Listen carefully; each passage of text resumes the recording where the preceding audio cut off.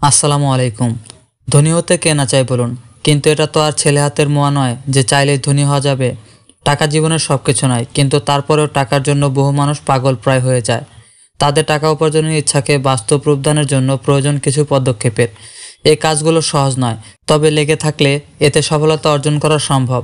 ধনী হওয়ার কার্যকর 5টি উপায়ের কথাই আজকে বলবো। তো চলুন ভিডিওটি শুরু করা যাক। নাম্বার 1, এই বিষয়টি অর্থ উপার্জনের ইচ্ছের সঙ্গে অনেকটা সাংঘর্ষিক মনে হতে পারে, কিন্তু বাস্তবে শুধু টাকার দিকে তাকিয়ে থাকলে তা আপনাকে অর্থলোভী উপাধি ভূষিত করবে।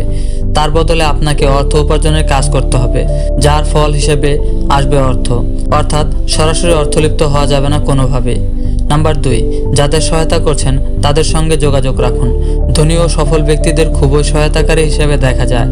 তারা সবসময় মানুষকে নানাভাবে সহায়তা করে এবং সহায়তা প্রাপ্ত ব্যক্তিরাই আবার তাদের ধনী হয়ে উঠতে সাহায্য করে। এই কারণে আপনি যাদের সহায়তা করছেন তাদের সঙ্গে যোগাযোগ রাখুন, তারাই এক সময় আপনাকে ধনী ও সফল হতে সাহায্য করবে। নাম্বার 3, কোটি টাকা উপার্জনের বদলে কোটি মানুষকে সাহায্যের কথা ভাবুন। আপনার যখন অল্প কয়েকজন গ্রাহক বা সেবাগ্রহীতা রয়েছে, তখন তাদের মাধ্যমে কোটি টাকা উপার্জন করার চিন্তা বাদ দিন। তার বদলে চিন্তা করুন কিভাবে এই গ্রাহকদের ভালো সেবা দেওয়া যায়। এতে আপনার গ্রাহক সংখ্যা বাড়বে, আর তাহলে আপনার অর্থ উপার্জনের পথ সুগম হবে। নাম্বার 4, টাকা বাড়ানোর বদলে বাড়িয়ে নিন টাকা বাড়ানোর পন্থা। সরাসরি টাকা বাড়ানোর চেষ্টা খুব একটা কাজ করে না, কিন্তু তার বদলে টাকা বাড়ানোর নানা পন্থার ব্যবস্থা করা হলে তাই এই লক্ষ্য অর্জনের সহায়ক হবে।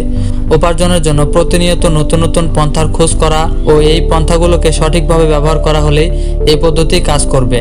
নাম্বার 5, ভালোভাবে একটি কাজ করুন। আপনি যে কাজটিতে অন্যের তুলনায় ভালো, সেই কাজটিতে দৃষ্টি নিবন্ধন করুন। এরপর সে দক্ষতা ব্যবহার করে অর্থ উপার্জনের পথ বের করুন, আর পাশাপাশি এই দক্ষতাকেও বাড়িয়ে চলুন। দেখা গেছে আর্থিকভাবে সফল ব্যক্তিদের অত্যন্ত একদিকে অন্যদের চেয়ে ভালো দক্ষতা রয়েছে। এটা ব্যবহার করে তাদের অনেকেই উন্নতি করছেন। তো আজকের ভিডিওটি এই পর্যন্তই। যদি ভিডিওটি ভালো লেগে থাকে তাহলে অবশ্যই চ্যানেলটিকে সাবস্ক্রাইব করে রাখবেন এবং লাইক দিতে ভুলবেন না।